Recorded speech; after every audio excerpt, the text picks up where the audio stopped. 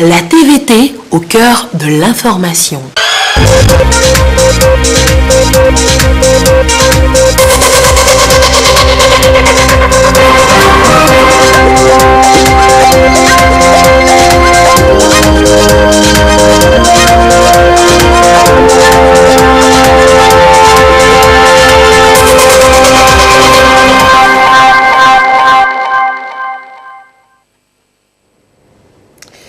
Bonjour à tous et merci de nous rejoindre. Au sommaire, le Togo a conduit le secrétaire général de la présidence, Patrick Tevi Bénissant, dans sa dernière demeure. Un office a été célébré hier pour le repos de l'âme de l'illustre disparu à la paroisse Notre-Dame de Rédemption de Beklikame. Demain, 27 septembre, c'est la journée mondiale du tourisme. L'édition 2020 allie le tourisme et le développement. Vous suivrez dans cette édition le message du ministre en charge du tourisme au Togo.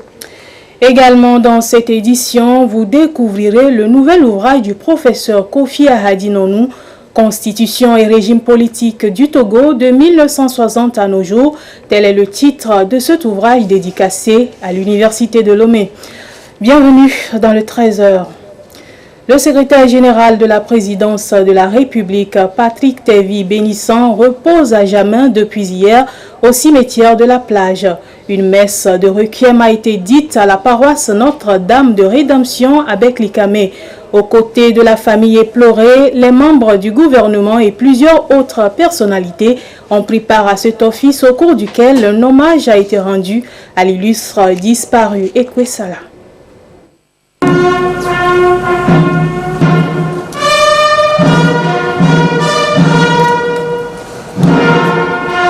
Arraché à l'affection de la nation togolaise, le 2 septembre dernier, Patrick Tevi Bénissant reçoit les dernières bénédictions pour le repos de son âme. À cette messe de requiem, un parterre d'hommes politiques, mais aussi des responsables des institutions de la République, collègues et amis, aux côtés de la famille éplorée. Le gouvernement, avec à sa tête le Premier ministre, représentant le président de la République, rend hommage à ce grand commis de l'État qui a servi sans compter au poste de secrétaire général à la présidence de la République au cours de ces 8 dernières années. En ce jour, le devoir qui m'incombe m'attriste profondément. Et c'est le cœur serré que je viens, au nom du président de la République, du Premier ministre, de tout le gouvernement et du personnel de la présidence de la République, de remplir en adressant un ultime adieu à l'homme de bien que la mort vient de nous ravir. Homme de bien, dis-je. Ses qualités exceptionnelles, son caractère franc, sa nature humble et loyale lui ont valu très tôt l'estime, la considération et la sympathie de tous. En cette douloureuse circonstance, je voudrais inviter chacune de nous à maîtriser son émotion, à écarter l'image funèbre pour rendre à cet homme de cœur et de foi un vibrant hommage, le seul qui lui convienne. Homme de cœur et de foi, Patrick Tevi Bénissant le fut dans la plus noble acception du mot. SG, comme tout le monde l'appelait affectueusement, c'est un homme brillant, un homme de conviction, un travailleur intrépide et infatigable. Des valeurs de la vie qu'il a su tirer pour l'essentiel de l'amour infini de ses géniteurs, connus pour leur culture de l'excellence et leur acharnement au travail. Durant toute sa vie, il s'est acquitté de ses fonctions avec ordre, discipline, assiduité et dignité. Patrick Tevi Bénissant est aussi caractérisé de son vivant par son sens d'écoute, sa disponibilité et sa discrétion. Après ses études supérieures et quelques années de vie professionnelle à l'étranger, son amour pour la patrie l'a fait revenir au pays. L'amour de sa patrie l'avait donc appelé pour qu'il vienne mettre son immense talent au service du Togo. En 2011, Patrick fut chargé par le chef de l'État de coordonner le Conseil présidentiel pour l'investissement au Togo. Un haut conseil destiné à réfléchir avec le président de la République sur les voies et les moyens pour promouvoir le développement du secteur privé national et attirer les investisseurs internationaux au Togo. En tant que secrétaire permanent du Conseil présidentiel pour l'investissement, le CPIT, il a rapidement compris l'impact décisif que peuvent avoir les apports des partenaires et conseils étrangers, parfaits polyglottes, passionnés par les grands projets et convaincus de l'immensité du potentiel togolais. Il joua le rôle de go-between entre son pays et ses éminentes personnalités à qui il communiquait l'amour du Togo.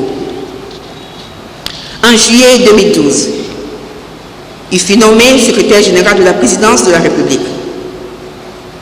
C'est naturellement qu'il fut, en tant que secrétaire général, une cheville ouvrière du projet de création de Togo Invest, la holding d'État qui porte de manière concrète la vision du chef de l'État. Également conseiller du président de la République en appui à la promotion de l'investissement et président du comité de haut niveau chargé de suivi des réformes relatives à l'amélioration du climat des affaires placé sous le leadership du chef de l'État, le SG a été l'un des artisans du rapprochement, sinon de la complicité notée aujourd'hui entre l'État et le secteur privé. Son credo était l'écoute, la disponibilité et le vivre ensemble.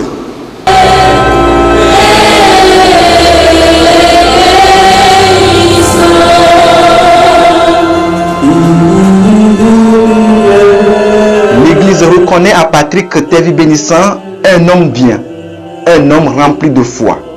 Pour Monseigneur Nicodème Bariga, tous ceux qui sont morts dans le Christ seront ressuscités. À l'occasion, il appelle les uns et les autres à raffermir leur foi en Jésus-Christ pour avoir la vie éternelle. Patrick était encore bien jeune et nous pensions qu'il allait rester encore longtemps avec nous. Discret, effacé, réservé, fidèle à ses principes, très affable, il était un travailleur rigoureux et pris d'excellence. Un homme de foi et d'action qui n'aimait pas beaucoup paraître en public.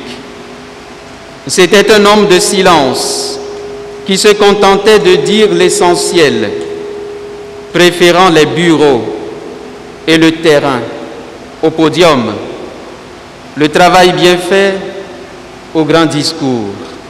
Personne ne pourra jamais expliquer pourquoi certains s'en vont plus vite que d'autres, alors que leur avenir prometteur semblait leur réserver des jours de bonheur. Personne ne pourra jamais justifier pourquoi nous sommes là, alors que tant de nos compagnons de route sont déjà passés sur l'autre rive. Face au mystère de la mort, toutes nos questions restent sans réponse. Seule la foi nous permet de dépasser nos interrogations et raisonnements humains enveloppés de tristesse pour entrevoir, au-delà de nos déchirements, une réalité que nos cœurs ne peuvent qu'effleurer. Nous sommes des pèlerins en voyage vers une destination que Dieu a préparée avec soin pour chacun de nous. Dès lors, naître, vivre et mourir n'est plus une fatalité que nous subissons de manière résignée. Grâce à la foi, traverser le pont qui relie ce monde à l'autre devient pour nous une grâce qui nous prépare à un bonheur sans fin. SG pour certains, Patrick pour d'autres, l'illustre disparu a marqué plus d'un. Si sa disparition est une perte pour la nation togolaise, elle l'est encore plus pour sa famille, ses amis et ses collègues. Beaucoup gardent des souvenirs d'un homme affable et généreux. Patrick Tevi Bénisson est un cousin direct. C'est l'enfant à mon oncle qui fut ministre de l'économie à l'époque. Et il est comme son papa, un homme de rigueur, un homme qui aime travailler, un homme qui a à cœur le souci de sa population. Vraiment, c'est vraiment dommage, mais Dieu a donné, Dieu a repris. Que son âme repose en paix. Patrick a été un frère, un ami, un partenaire, un homme joyeux, aimable, et un homme qui restera dans nos cœurs comme un digne serviteur de son pays. C'est un monsieur très sympathique et je vous assure qu'au niveau travail, très rigoureux, mais en termes de relations personnelles, également, je garde de très bons souvenirs. SG a tellement travaillé, a tellement fait de choses qu'il a richement meublé le temps de parcours qui lui a été accordé sur cette terre. J'ai été particulièrement ému de voir l'hommage qu'il a tenu à rendre à ses parents, fils de cette terre, et son insistance à reposer ici au Togo, à leur côté. La messe d'enterrement aussitôt terminée, la dépouille du désormais ex-secrétaire général de la présidence de la République est convoyée vers le cimetière de la plage, là où il se reposera désormais pour toujours aux côtés de ses parents. Et oui, que son âme repose en paix. Les acteurs du transit routier au Togo sensibilisés hier à Lomé sur le mécanisme de la garantie unique du transit routier inter-État de la CEDEAO sur le corridor Togo-Burkina Faso. Il s'agit d'amener ces acteurs à mieux cerner la garantie unique pour faciliter les échanges au niveau communautaire. Des précisions avec Clarisse Aticlé. Plaquette sur la procédure de la garantie unique du transit routier inter-État de la CEDEAO remis ici aux acteurs opérant sur le corridor Togo-Burkina Faso. Ils viennent de prendre connaissance de ce mécanisme qui régit le transit routier dans l'espace communautaire et qui sera bientôt opérationnel entre les deux pays frontaliers. Il s'agit d'une chaîne de caution fusionnée et payable désormais en un seul point durant le transit des marchandises. Cela est d'une portée intéressante pour les opérateurs du transit qui ne recherchent que quoi?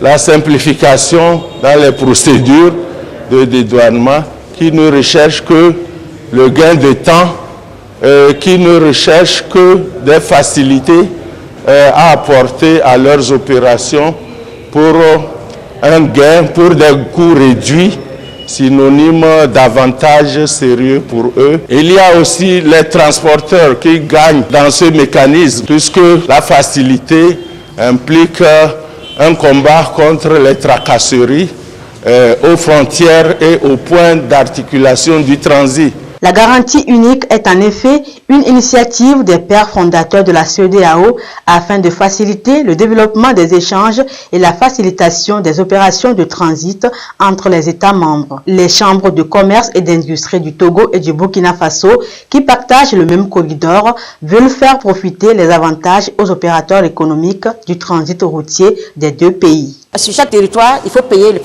le fonds de garantie. Ces paiements séquentiels entravaient un peu le bon fonctionnement du transit, ce qui a amené donc les chefs d'État à insister sur ce mécanisme-là pour faciliter donc, le transit des marchandises de bout en bout.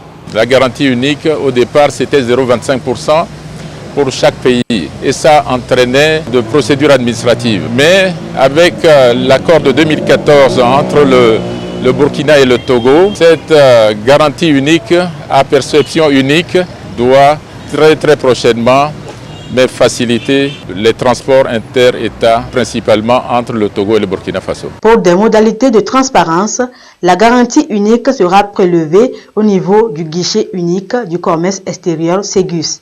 Après son lancement, elle sera élargie entre le Togo et les autres pays de l'Interland. Soutenir et promouvoir la production locale dans la région des plateaux. Un plan stratégique de production et de transformation a été validé dans ce sens. Il permettra aux organisations paysannes d'être formées pour améliorer les techniques de production et avoir un accès facile au marché. Le compte rendu avec Sylvia Abdou. Des produits essentiellement locaux transformés sur place ici au Togo pour encourager la consommation locale. Entre autres produits, ceux issus des filières manioc, café cacao, arachide, miel et plants. L'ensemble des acteurs engagés dans la production et la transformation de ces produits projettent des actions susceptibles d'améliorer la qualité de production. C'est dans ce sens qu'ils sont ici à Atapamé sous le leadership de Choco Togo, promoteur engagé dans l'orientation et l'encadrement des acteurs. C'est une rencontre pour leur faire acquérir de nouvelles connaissances en matière de recherche de débouchés et surtout les amener à maîtriser les règles du marché. Il faut que nous les aidions à ce qu'ils apprennent les principes du marché. Pour vendre, il faut connaître les règles du jeu du marché. Et c'est ce que nous allons faire sur la formation sur le marketing. Et le troisième jour, nous allons travailler aussi sur l'image de marque, c'est-à-dire comment s'imposer à travers le branding. Parfois, nous ne considérons pas ça, mais vous savez, si vous ne vous imposez pas par une marque, personne ne vous connaît. Même si vous avez une bonne marque, les gens connaissent et que vous mettez un mauvais produit, les gens vont acheter parce que juste la marque fait vendre le produit. Cette formation en marketing et image de marque des produits agricoles concerne les organisations paysannes qui bénéficient du projet Mécanisme forêt paysan, un projet piloté par la FAO, Organisation des Nations Unies pour l'alimentation et l'agriculture. Cette organisation onusienne entend donc soutenir les promoteurs pour une production de qualité et surtout leur faciliter l'accès du marché. Nous avons sollicité l'appui de Choco Togo qui a aujourd'hui une expérience, une expertise en la matière pour les appuyer afin de les tirer vers le haut et apporter une plus-value dans les produits qu'ils sont en train de transformer. Et aujourd'hui, nous avons plus d'une dizaine de filières, de chaînes de valeur dont les plans stratégiques vont être améliorés et les producteurs vont faire des partages d'expérience en ce qui concerne le packaging, le système d'emballage et le processus de certification. Parce que la plupart des producteurs que nous appuyons, nous les avons appuyés à avoir la formation en hygiène et qualité et à obtenir la certification de l'ITRA et de l'Institut national d'hygiène. La FAO accompagne ces organisations paysannes dans le contexte du dit projet pour donc renforcer et améliorer leurs moyens d'existence et surtout faire de ces acteurs des acteurs du changement. Ceci pour les amener à contribuer efficacement à la restauration des paysages forestiers tout en intégrant l'arbre dans les spéculations agricoles. Demain sera célébrée la 41e journée du tourisme, occasion pour promouvoir et valider les atouts et valoriser les atouts touristiques que regorge le pays et de montrer le rôle du tourisme dans le développement des pays. Le message du ministre du Tourisme avec Antoinette Oumarou.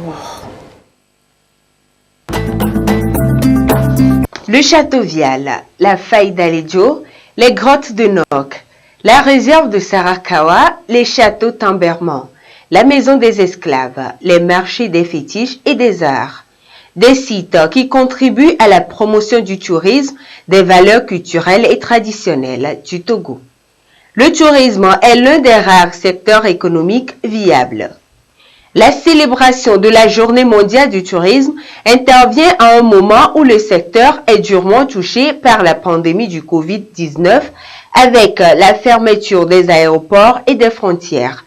La baisse de la demande et la restriction des vols affectent le tourisme international. Pour permettre aux acteurs du secteur de continuer par vivre de leurs activités, le gouvernement a pris un certain nombre de mesures d'ordre général et spécifiques pour juguler la crise. Cette année, la célébration pour la 41e fois consécutive de cette journée est placée sous le thème tourisme et développement rural. S'agissant singulièrement du tourisme, la réduction de la TVA de 18 à 10% sur le chiffre d'affaires pour les entreprises du secteur de l'hôtellerie et du tourisme. En outre, consécutivement aux mesures prises au sommet de l'État, le département chargé du secteur œuvre inlassablement à un soutien aux opérateurs du secteur. Le département du tourisme s'emploie à réformer et à moderniser les cadres juridiques et institutionnels du secteur. En outre, et comme par hasard, sont ouverts des chantiers cadrant parfaitement avec le thème sur lequel est placée la célébration de la Journée mondiale du tourisme cette année. Notamment, le lancement des travaux d'aménagement de la cascade de Womé dans la préfecture de Kloto et des hauts fourneaux de Nambani dans la préfecture de Bassar, de même que l'exploration de nouveaux sites touristiques dans plusieurs préfectures. À l'occasion de cette journée, le gouvernement réitère son engagement à mener des actions pour alléger les effets de la pandémie sur les activités touristiques et promouvoir le secteur. La relance du tourisme, que nous appelons de tous nos voeux, n'arrivera pas au galop. Dans la perspective du redémarrage des activités touristiques, il est envisagé la promotion du tourisme domestique et du tourisme de proximité. À cette fin, tous les acteurs de la chaîne de développement et de promotion touristique seront mis à contribution pour proposer les formules de tourisme à la portée de la bourse de tout citoyen togolais. Enfin, un nouveau portail de promotion sera mis en place pour donner un nouvel élan au marketing digital et à travers les réseaux sociaux du tourisme togolais. Dans le contexte actuel de crise sanitaire, aller sûrement, c'est aller avec toutes les précautions requises pour que la pratique du tourisme ne soit pas un vecteur de propagation de la pandémie. Tourisme et développement rural est une invite à tous à valoriser et à promouvoir le tourisme extra-urbain vers les petits villages, les endroits peu connus pour ainsi contribuer au développement durable du pays. La partie septentrionale du Togo connaît depuis le début du mois de septembre une forte pluviométrie qui entraîne une montée des eaux dans les différents cours d'eau de la zone nord du pays. Ceci présente des risques d'inondation, surtout dans les régions des savanes de la Kara et centrale. Comment se présente la situation? Quels comportements les populations riveraines doivent adopter et quelles sont les mesures prises par le gouvernement? Tiazine Mbaga nous en parle. Voici le fleuve Oti dans tous ses états. Depuis le début du mois de septembre, il ne désemplit pas. Pire, l'eau monte et menace de quitter son lit. Ici, c'est la rivière Newperm à Lokonadir, toujours dans la préfecture de l'Oti. La montée des eaux a emporté le pont, entravant la circulation des personnes et des biens en cette période des moissons. La partie septentrionale du Togo connaît donc des crues exceptionnelles cette saison. Cette montée des eaux est due à la situation pluviométrique qui s'est passée dans le pays sahélien, en l'occurrence dans le Burkina, et qui a entraîné donc la montée des eaux, des cours d'eau, surtout au Togo. La pluviométrie au Togo n'a pas été aussi abondante comme dans ces pays-là. Toutes les balises étaient au rouge, ce qui signifie que les cours d'eau ont atteint pendant leur niveau maximum. Mais aujourd'hui, depuis un certain temps, nous notons une baisse progressive des eaux et on espère que la tendance va aller toujours n'est pas donc en baisse. Cette montée des eaux dans la partie nord du pays présente bien des risques, des périls majeurs qui ont fait déjà des sinistrés dans les régions des savanes, de la Kara et centrale. Il y a des risques d'inondation, il y a aussi des risques de prolifération des maladies hydriques, dont le choléra, qui sont des maladies donc hydriques. Il y a aussi des risques que les maisons s'effondrent. Pour le moment, nous enregistrons pratiquement 7500 sinistrés pour 850 ménages qui ont été touchés. Il y a les risques aussi de déplacement donc, de ces ménages qui sont touchés vers des familles d'accueil. Vous comprenez que quand les ménages quittent et vont vers les familles d'accueil, ça fait plus de bouches n'est pas donc à nourrir. Donc ce qui fait beaucoup, il y a aussi des risques n'est pas donc de vulnérabilité des populations. Les risques sont donc bien connus et même des victimes déjà enregistrées. Il y a péril en la demeure. Il importe plus que jamais de respecter scrupuleusement un certain nombre de mesures pour éviter le pire pendant cette période de grande crue des cours d'eau dans la partie nord du pays. Que les populations mettent leurs documents administratifs en lieu sûr, que les populations mettent aussi les vivres sur des hauteurs pour éviter que les eaux ne les emportent. Et puis que les populations évitent de s'abriter aussi sous des maisons fragilisées pour minimiser n'est pas donc les pertes en vies humaines. Il a été également rappelé à la population d'éviter la traversée des cours d'eau pendant les moments de crue. Et il a été dit aussi à la population d'utiliser les gilets de sauvetage pour les points de traversée d'eau, d'utiliser les gilets de sauvetage que le gouvernement a mis à leur disposition, que les piroguiers doivent utiliser ces gilets de sauvetage pour qu'on évite au maximum des cas de noyade, en cas de chavirement, n'est pas donc de pirogue, ou bien en cas d'une crue brusque, n'est pas donc de cours d'eau. Pour prévenir la catastrophe, les plus hautes autorités se sont prises très tôt en anticipant sur les événements. Plusieurs actions ont été menées dans ce sens par le biais de l'Agence nationale de la protection civile ANPC. On a anticipé cette situation et nous avons eu à tenir une réunion avec tous les élus locaux de la partie septentrionale, courant mois de juin, juillet, pour sensibiliser les populations sur les mesures à prendre par rapport à la prochaine saison pluvieuse, puisque les services de météo nous ont annoncé que la pluviométrie cette année ira de la normale à excédentaire. Ici, rendons un vibrant hommage au gouvernement et particulièrement au chef de l'État, parce que ces différentes rencontres que nous avons eues dans le mois de juin et juillet avec tous les élus locaux de la partie septentrionale étaient l'initiative donc du gouvernement, et on les a sensibilisés et on a mis à leur disposition des messages qu'ils doivent adresser à la population pour que cette population soit en état de veille permanente pendant cette saison n'est pas donc de pluie. L'État togolais a également mis à la disposition des points critiques de traversée d'eau, des gilets de sauvetage. Il y a eu plusieurs gilets, ils ont une centaine de gilets de sauvetage qui ont été distribués.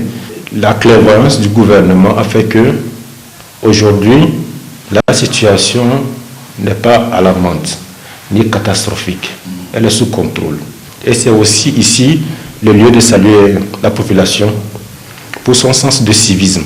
Ce civisme devrait être encore maintenu et renforcé pendant tout le temps que va durer cette montée des eaux dans la partie septentrionale du pays afin d'éviter des drames.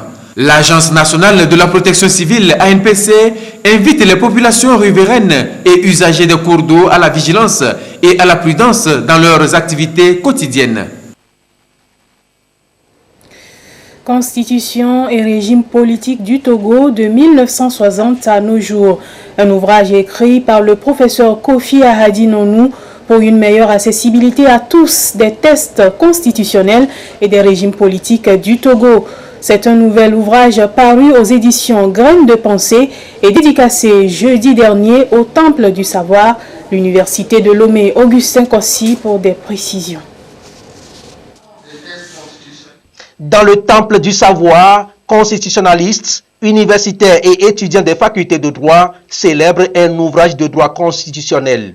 Constitution et régime politique du Togo, de 1960 à nos jours. L'auteur, professeur Kofi Ahadi Nonou, le pionnier des constitutionnalistes agrégés du Togo. Il analyse les principes de base des textes et les régimes juridiques instaurés. La question passionne et les spécialistes abordent la problématique exposée par l'auteur dans un regard croisé. L'ouvrage pose un problème fondamental, mais celui des mécanismes de l'institutionnalisation du pouvoir politique au Togo depuis son accession à l'indépendance. En d'autres termes, comment et autour de quels principes l'État s'est organisé au Togo depuis 1960. Votre ouvrage révèle une certaine doctrine à laquelle donne corps cet équilibre entre la pédagogie et la recherche d'une part, et d'autre part entre l'ordre, la liberté et la démocratie. Cet équilibre sans lequel toute société perd de sa substance. Je dirais qu'elle a une valeur ajoutée extraordinaire. À travers votre ouvrage, et il y en a eu bien d'autres qui s'inscrivent dans la même dynamique, je crois que vous nous livrez un secret à la togolaise, ce que c'est que penser et vivre le droit constitutionnel du Togo. J'espère que cet ouvrage trouvera tout son public. La problématique se dégage. Quelle constitution pour une démocratie apaisée au Togo?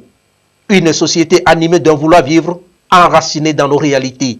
J'ai pris le parti de présenter le contexte de leur adoption et le prétexte de leur application qui se situe bien loin de leur esprit.